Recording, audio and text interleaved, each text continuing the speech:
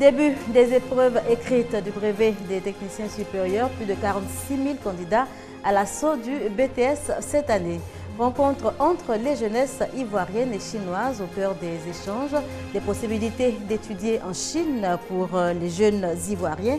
Et puis au Gabon, nous irons à la découverte de Warwar, cette humoriste pétrie de talent. Voilà pour les titres. Madame, Monsieur, bonjour et bienvenue dans ce journal. 46 519 candidats aux prises depuis ce matin avec les épreuves écrites du BTS, le brevet de technicien supérieur.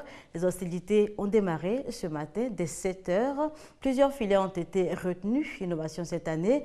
Les épreuves écrites se déroulent avant les orales qui suivront donc dans une semaine. Et les résultats du BTS 2013 devraient être connus le 30 août prochain.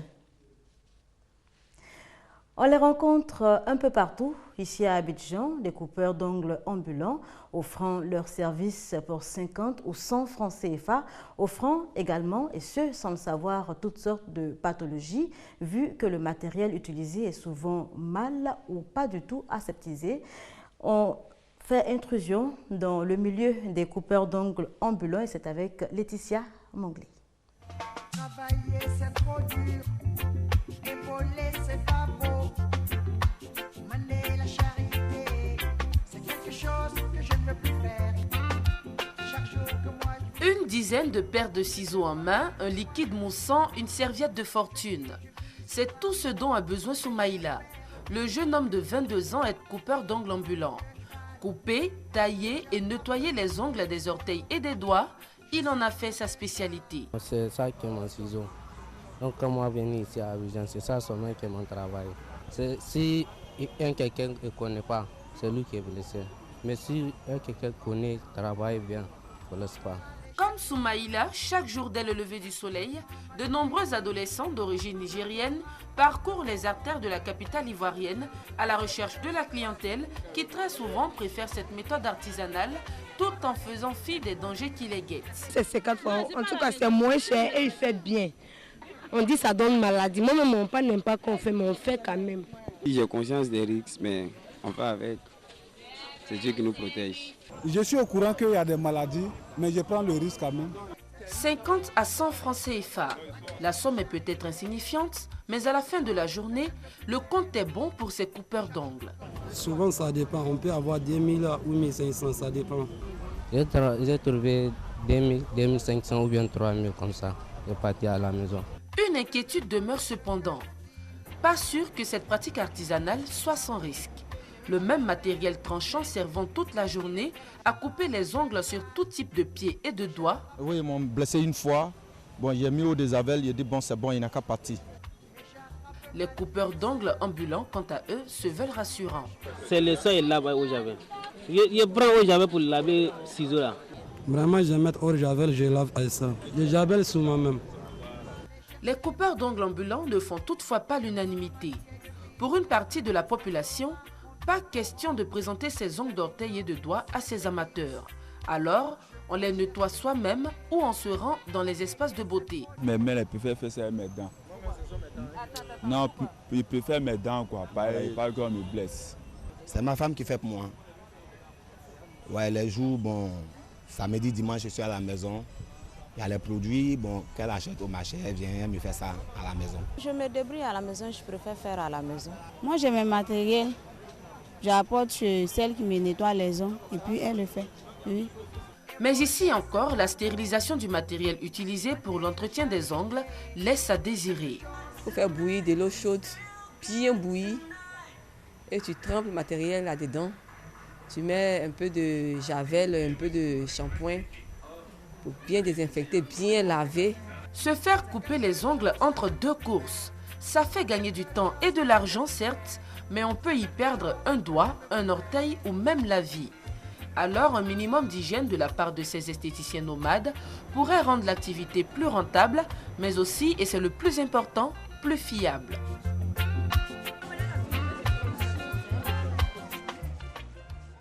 Voilà, c'était le dossier du dimanche proposé hier donc par Laetitia Manglé.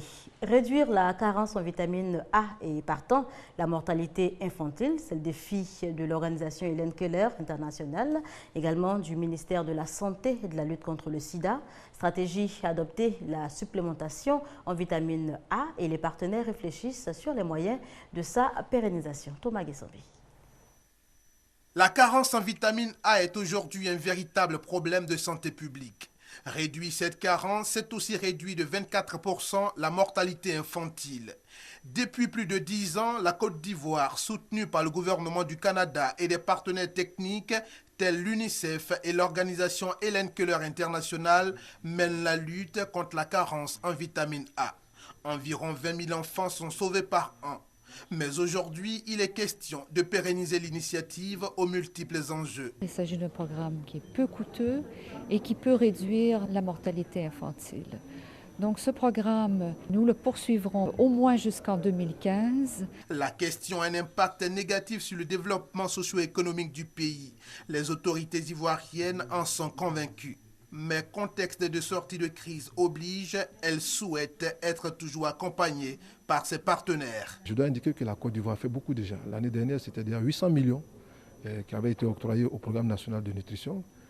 Et donc, des efforts sont faits au niveau du gouvernement. Mais il est important que nous soyons encore accompagnés jusqu'à l'horizon 2015-2020 pour nous permettre donc d'atteindre tous nos objectifs. La carence en vitamine A réduit la résistance aux infections, entraîne le retard de croissance et provoque les affections oculaires pouvant causer la cécité. Les relations entre la Côte d'Ivoire et la Chine se portent plutôt bien et les jeunes de ces deux pays n'entendent pas rester en marge de cette coopération vieille de plus de 30 ans. Une rencontre d'échange a donc eu lieu samedi dernier entre les deux parties. On retrouve Laetitia Manglé pour en parler. Les jeunes Ivoiriens veulent se rapprocher de la Chine, côtoyer les jeunes de la 3e puissance mondiale pour apprendre davantage. Une volonté matérialisée par une rencontre entre la jeunesse du district d'Abidjan et l'ambassadeur de Chine en Côte d'Ivoire. Au menu des échanges, perspectives d'opportunités d'études et de stages en Chine pour les jeunes Ivoiriens. Il est ici réuni l'ensemble des jeunesses du district d'Abidjan et c'est avec ces jeunesses-là que nous allons faire nos réflexions pour aboutir dans le modèle de la Chine à des solutions aux différents problèmes qui minent la jeunesse ivoirienne. Les questions de l'insertion de la jeunesse. Chang Gokin, représentant la République populaire de Chine, a encouragé l'initiative. Il a ensuite exhorté les jeunes Ivoiriens à l'auto-emploi. Il faut encourager la jeunesse de créer leur propre auto-emploi pour résoudre ce problème-là. Bien sûr, le gouvernement doit faire son travail aussi. Nous allons faire davantage dans ce domaine aussi, mais il faut compter d'abord sur ses propres forces. C'est ce que j'ai proposé. Plus d'une trentaine d'années d'amitié entre la Chine et la Côte d'Ivoire. Cette initiative vient donc pour renforcer les liens qui existent déjà entre ces deux pays. Célébration de l'excellence à la Caisse nationale de prévoyance sociale, la 2e édition de la cérémonie de remise de prix aux meilleurs agents et agences CNPS a eu lieu vendredi dernier, cérémonie doublée de la dédicace de 2 ouvrages. Hamza Diaby. La Caisse nationale de prévoyance sociale célèbre ses agents. Doublement récompensé, Cadet Arlette est meilleur agent de structure déconcentrée et super prix d'excellence CNPS, prix de l'entreprise. Pour offrir une telle performance, il y a forcément un secret. Dans la vie, il faut avoir l'amour de ce que l'on fait et faire avec beaucoup de perfection, faire avec beaucoup de qualité. J'ai toujours fait mon travail avec l'amour. Donc aujourd'hui, c'est comme le couronnement de ce que j'ai toujours fait. Magnifier donc les efforts des plus méritants qui, de par leur travail et leur comportement, se sont illustrés de fort belles manières, revient à célébrer l'excellence. Vous avez donc démontré combien l'excellence peut être atteinte, mais difficile à conserver. Lorsqu'on reçoit la couronne, on a une obligation. L'obligation de la conserver et l'obligation d'être modèle. Le jury, inconnu du personnel de la CNPS pour l'évaluation, s'est basé non seulement sur les notes et les appréciations des supérieurs hiérarchiques des candidats, mais a aussi pris en compte les performances pratiques. Cette cérémonie a été également l'occasion pour la dédicace des ouvrages CNPS, plus de 50 ans au service de la protection sociale, conçu par l'institution, et Sur la route de la sécurité sociale, signé Traoré Adama Moussa, ex-directeur des projets à la CNPS.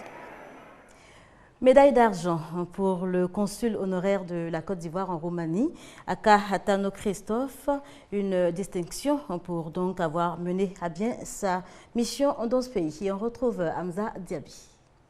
Son Excellence, M. Tanoaka Christophe, félicité et décoré pour la bonne marche de sa mission. Venu assister aux assises de la 32e Assemblée générale parlementaire de la francophonie qui s'est tenue à Abidjan du 8 au 12 juillet dernier, les autorités roumaines décernent une médaille d'argent au consul honoraire de Roumanie en Côte d'Ivoire, signe d'encouragement. Je suis très ému. Mes meilleures années passées en Europe, parti depuis 68, ce sont des années que j'ai passées en Roumanie. Je remercie le sénateur Célérine qui est venu ce soir m'honorer dans mon pays. Je remercie Madame Sanda Aldeano d'être venue aussi m'honorer dans mon pays. Consacrer son temps en signe de gratitude à ce pays qui lui a témoigné sa confiance, voilà ce à quoi va s'atteler désormais Akatano Christophe.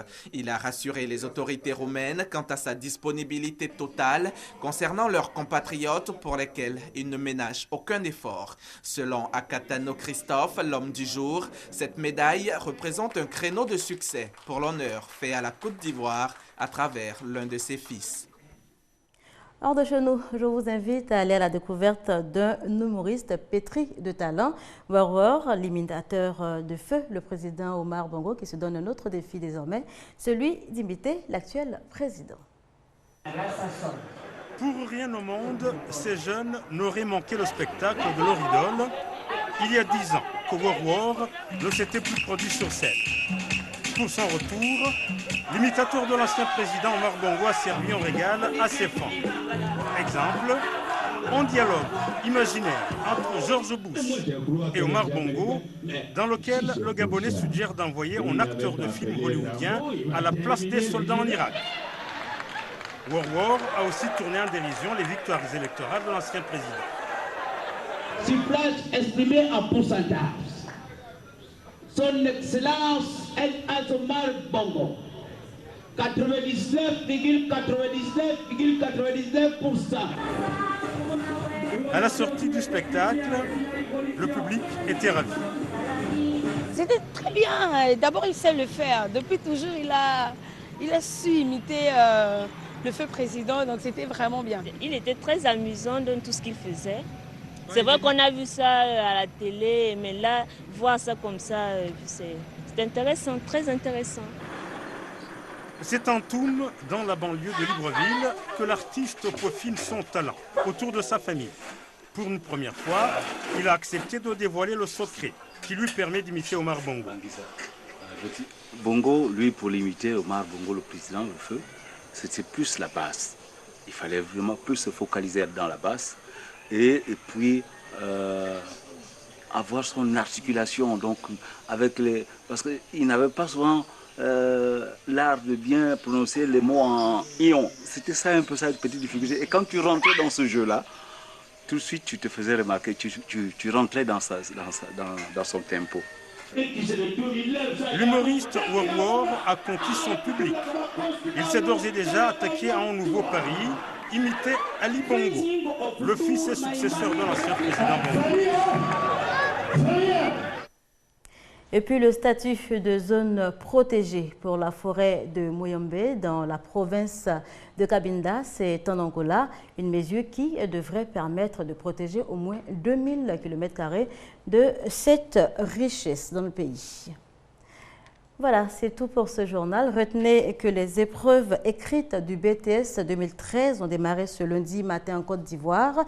Les épreuves orales suivront dans une semaine et 46 519 candidats sont concernés par cet examen cette année. Merci de nous avoir suivis.